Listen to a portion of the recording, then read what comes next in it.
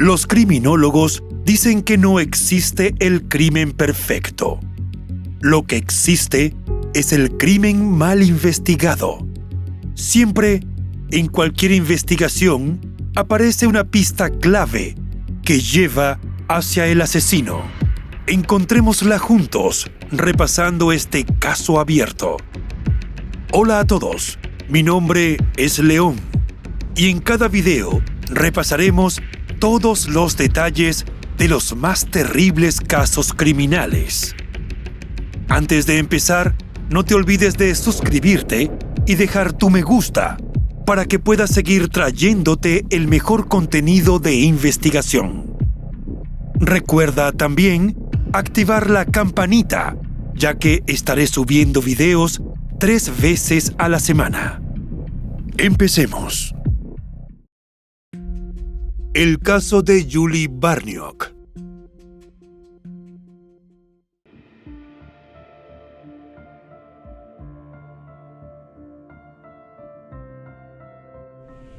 Julie Barniok nació en 1975 en Chalfont, Pensilvania.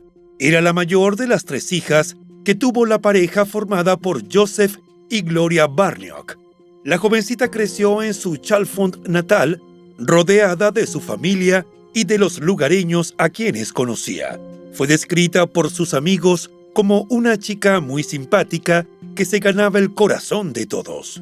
De hecho, la consideraban un poco inocente o ingenua, pues siempre estaba dispuesta a ayudar a otros, sin considerar que esa actitud generosa a veces podía ponerla en riesgo.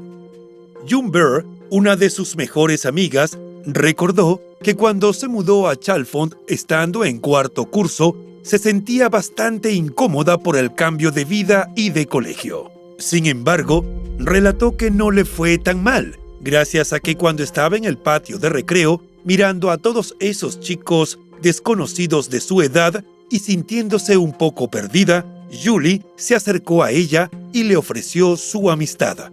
Desde entonces, siempre estaban unidas. Según June, en Chalfont no había mucho que hacer en la época en la que ellas estaban creciendo, pero las chicas siempre encontraban la manera de entretenerse. Iban a actividades de la iglesia, a la pista de patinaje, al cine y al centro comercial. Julie alcanzó una de sus metas al graduarse en el instituto secundario en mayo de 1993.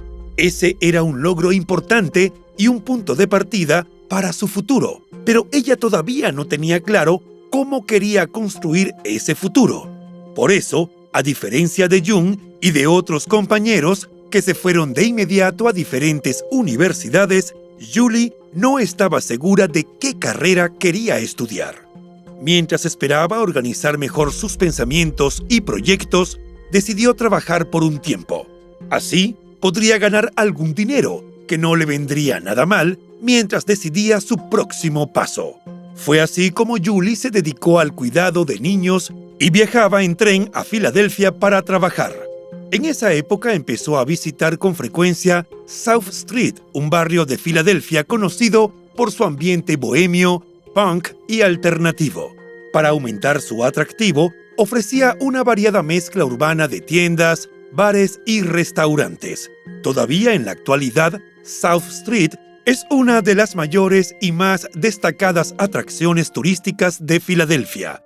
Según recordó Gloria, su madre, Julie, dada su tendencia natural a ayudar al prójimo, se hizo amiga de personas sin hogar.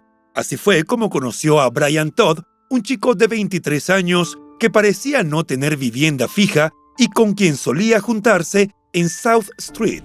El 7 de noviembre de 1993, Julie viajó a Filadelfia para verse con Brian y hacer unas compras. Visitaron South Street y cerca de las 11 de la noche, la chica tomó un tren desde Filadelfia. Julie llamó a su casa cerca de las 12:20 de la noche desde una cabina telefónica de la estación de SEPTA de Lansdale. SEPTA se trata de un proveedor del servicio de transporte público en Filadelfia que opera rutas de autobús desde 1965. El objetivo de su llamada era pedirle a su padre que fuera a recogerla. Aunque la jovencita tenía libertad para salir, los esposos Barniok trataban de evitar que se viera envuelta en situaciones de peligro. Por eso, Joseph y ella tenían un acuerdo según el cual, siempre que ella llegara de noche, él se acercaría en su auto hasta la estación para llevarla a casa sana y salva. Gloria, que fue quien atendió el teléfono, notó que Julie estaba nerviosa. Además, se escuchaba de fondo un ruido que parecía música. Cuando estaba por preguntarle si realmente estaba en la estación del tren o si se encontraba en algún establecimiento, se cortó la llamada. De inmediato Joseph salió a buscar a su hija, pero cuando él llegó, cerca de las 12:40, ella ya no estaba. El padre, preocupado, empezó a recorrer la zona cercana a la estación de tren para tratar de toparse con ella. En un momento, le pareció ver a una chica similar a Julie subiendo a un vehículo. Joseph asumió que tal vez su hija consiguió a algún conocido que le diera un aventón de regreso a su casa. Trató de seguir el auto, pero le perdió la pista y tomó la decisión de conducir rumbo a su hogar. Al llegar esperaba ver a Julie, pero la jovencita no estaba. Al amanecer, en vista de que desconocía el paradero de su hija, el preocupado Joseph decidió que, antes de ir a trabajar, pasaría primero por la sede de la policía de New Britain Township para denunciar la desaparición de Julie. Las autoridades empezaron a investigar. Testigos que habían usado el tren en la misma ruta que la jovencita dijeron a la policía que vieron a Julie la noche entre el 7 y 8 de noviembre hablando con un hombre de unos 20 años en el andén de la estación. Tras 2 días de ausencia, los padres de Julie estaban desesperados por encontrarla. Gloria iba llegando a su casa cuando de la nada apareció un chico de entre unos arbustos. El joven se identificó como Brian, el amigo que estaba con Julie el día de su desaparición, y le preguntó si había llamado a la policía. Cuando la mujer le contestó que sí, Brian le hizo una pregunta mucho más extraña, seguida de una afirmación espeluznante. El joven consultó si ya habían mirado en el patio de carga del tren y dijo que había muchos sitios donde se podía esconder un cadáver. Las autoridades lograron contactar con Brian para interrogarlo. El joven admitió que estuvo con Julie en South Street, pero indicó que no subió al tren con ella, sino que ella se había ido sola desde la estación al norte de Filadelfia hasta Lansdale cerca de las 11 de la noche y no volvió a saber de ella. Así las cosas, aunque tuvo el encuentro particular con Gloria que ya les describimos, y para ella era un sospechoso vinculado a la desaparición de su hija, los investigadores tenían frente a ellos un gran desafío, porque no había pruebas para ficharlo como sospechoso. Por consiguiente, no pudieron retenerlo. Estaba por cumplirse un mes de su ausencia. Cuando llegó el 2 de diciembre, un hombre que caminaba por un área remota del patio de carga de la estación de Lansdale encontró un cuerpo desnudo de la cintura para abajo en gran estado de descomposición.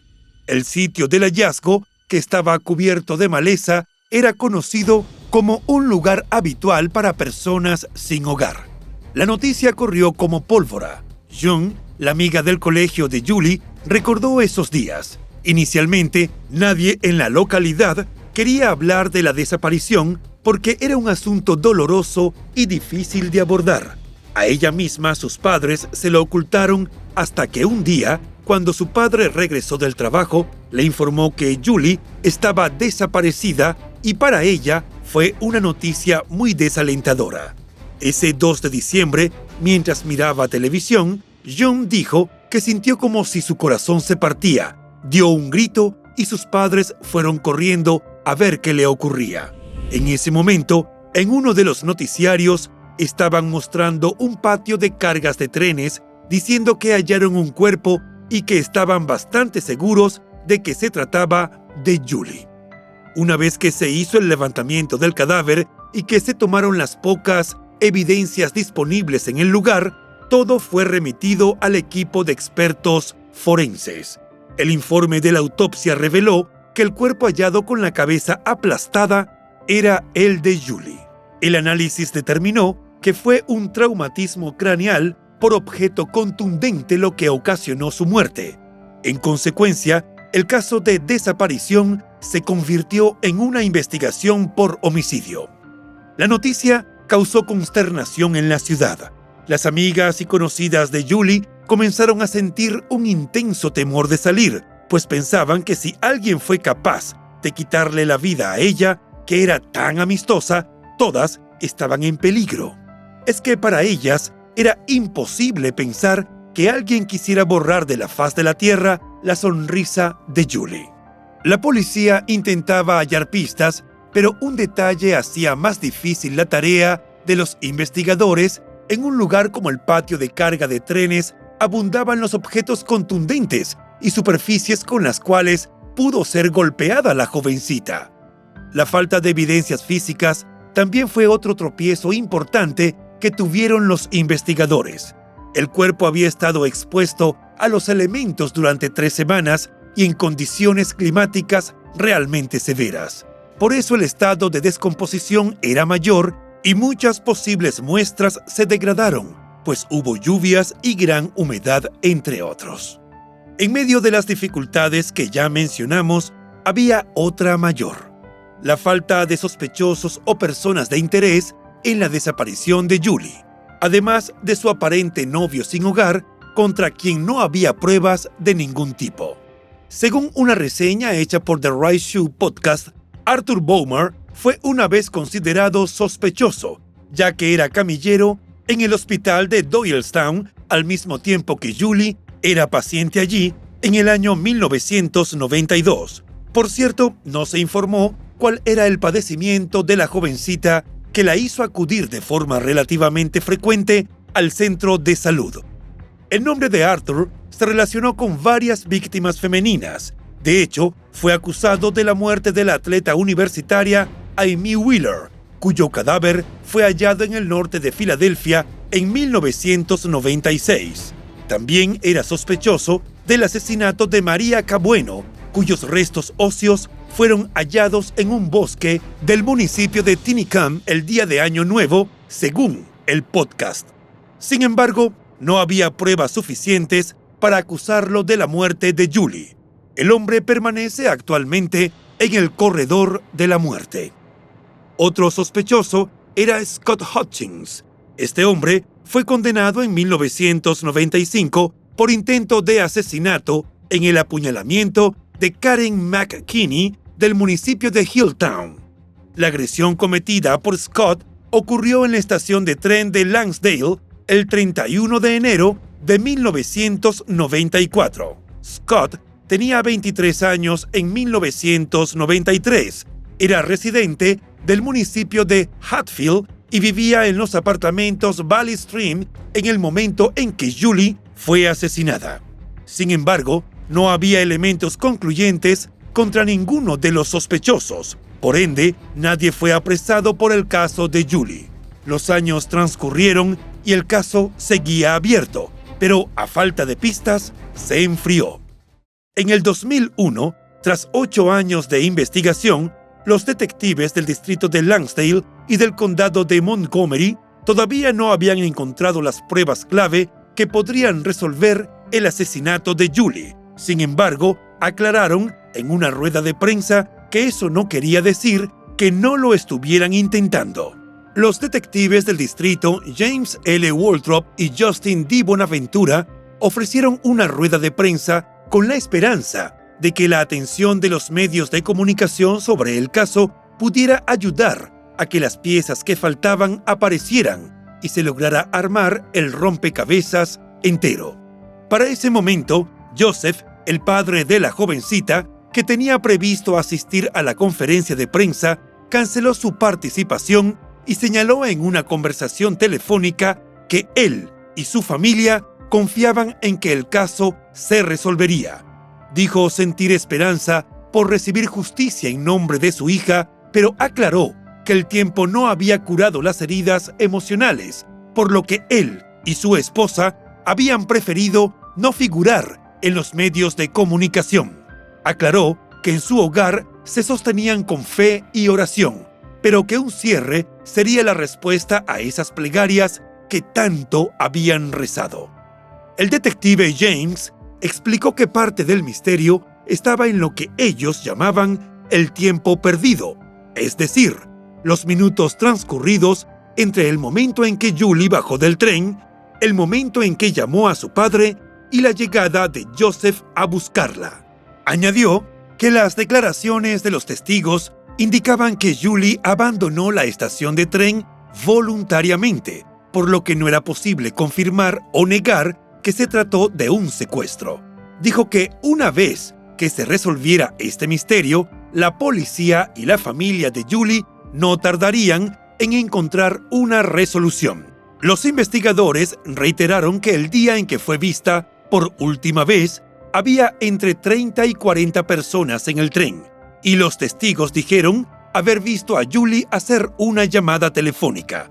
También vieron a Julie hablando con un hombre de unos 20 años en el andén de la estación, pero desafortunadamente el hombre no había sido identificado y los testigos no habían proporcionado suficiente información para un retrato robot exacto de él. James dijo que la policía también estaba intentando ponerse en contacto con Brian para interrogarlo, pero no se le había visto en la zona desde poco después del hallazgo del cuerpo de Julie. Los investigadores policiales creían que Brian, que en 2001 tendría 31 años, se encontraba en Carolina del Norte. Para ese momento, la policía dijo que esperaba que alguien que conociera a Brian cuando vivía en Filadelfia les informara de su paradero, pues necesitaban indagar qué hizo después de ser, aparentemente, la última persona cercana a Julie que la vio con vida. Insistieron en aclarar que no hubo falta de interés policial, sino un cúmulo de dificultades debido a la falta de pruebas, las fuertes lluvias y el tiempo transcurrido entre la desaparición de Julie y el hallazgo de su cuerpo dejaron poco en la escena para trabajar. El cuerpo se encontraba en un estado de descomposición tan avanzado que la sangre y las fibras capilares se habían destruido en el momento en que la encontraron. Para ese entonces, James dijo que las pocas evidencias disponibles podrían someterse pronto a pruebas de ADN con la esperanza de que condujeran a hallar al responsable de quitarle la vida a Julie. También Joseph, el padre de la víctima, mostró esperanza de que las nuevas tecnologías podrían resultar beneficiosas. Pese a las esperanzas de que los progresos en materia de ADN arrojaran luz sobre los hechos, los años siguieron transcurriendo y las respuestas que esperaba la familia y los detectives no llegaban. El caso permanecía sin nuevas pistas. El jefe de policía de Lansdale, Mike Trail, dijo en una ocasión al periódico The Reporter que sus efectivos y la oficina del fiscal del distrito del condado de Montgomery continuaban aunando esfuerzos para identificar al asesino de Julie. Mike declaró que el crimen irresoluble puede resolverse utilizando el trabajo detectivesco a la manera antigua, incorporando también métodos modernos para llevar al asesino o asesinos de Julie ante la justicia. Según el jefe policial, regularmente los detectives bajo su cargo se ocupaban de revisar el expediente de Julie, aunque ninguna pista conducía a una solución. No obstante, reafirmó que el departamento tenía la obligación como organización de llevar adelante este caso. Los esfuerzos parecían en vano. Llegó el 2013 y con él una recompensa de $10,000 anunciada por la fiscal de distrito del condado, Risa Betty Furman. Risa explicó que la razón por la que anunciaron la recompensa era la simple esperanza de que alguien por ahí tuviera información sobre este caso y se sintiera motivada a compartirla con las autoridades. En conferencia de prensa, dijo que desde la fiscalía tenían la esperanza de que esta recompensa y tal vez algo de conciencia impulsaran a alguien a compartir esta información con las fuerzas del orden. Al acercarse el 20º aniversario de la desaparición y muerte de Julie Barniok, las autoridades optaron por empezar de nuevo desde cero. encargando el caso a nuevos detectives con nuevas perspectivas y nuevos ojos, dijo la fiscal Ruiza. La investigación renovada dio lugar a nueva información que Ruiza no quiso especificar. Además, aclaró que las evidencias se habían vuelto a enviar a un laboratorio para realizar pruebas más avanzadas con una tecnología de la que no se disponía unos 20 años atrás. La fiscal informó que había nuevos individuos, personas de interés con las que querían hablar y que podían tener buena información. Sin embargo, declinó referirse directamente a aquellos a quienes los detectives querían interrogar. 5 años más tarde del anuncio de la fiscal Ruiza, el fiscal de distrito del condado de Montgomery, Kevin Steele, habló con la prensa y pidió a la colectividad que por favor presentara cualquier pieza de información sobre los movimientos de Julie ese día o cualquier cosa que alguien pudiera haber visto esa noche en la estación de tren. Kevin dijo que había visto muchos casos antiguos resueltos cuando alguien se presentaba con algo que a primera vista parecía insignificante, pero resultaba ser una pieza clave del rompecabezas para encontrar a un asesino. Hoy en día, la Fiscalía del Condado de Montgomery sigue ofreciendo una recompensa de $10,000 por información que conduzca a la detención y condena de los responsables del asesinato de Julie. La información oficial más reciente la encontramos en 2022, pero no arrojó nada relevante. En declaraciones a Deadline, la directora de comunicaciones de la oficina del fiscal de distrito del condado de Montgomery, Kate Delano, dijo que no había nuevos sospechosos y que mantenían la esperanza en la tecnología de ADN, aunque no contaban con nada concreto para ese momento. Desde 2001, los padres de la jovencita no han participado en entrevistas. Tal parece que se mantienen al tanto de la investigación, hablando con los detectives relacionados al caso. A diferencia de otros padres que pasan su vida ante medios de comunicación tratando de dar notoriedad a su causa, Gloria y Joseph llevan el dolor en silencio. Dentro del hogar familiar se guiaban por la fe y la esperanza de una resolución que ha sido tan tardía que nadie podría juzgarlos si después de tantos años de sufrimiento han decidido bajar los brazos. Y bueno, hasta aquí el caso de hoy. Como siempre, agradezco tu apoyo a mi trabajo. Si te suscribes, das un me gusta y compartes este video, me ayudarás a seguir creando contenido. Hasta pronto.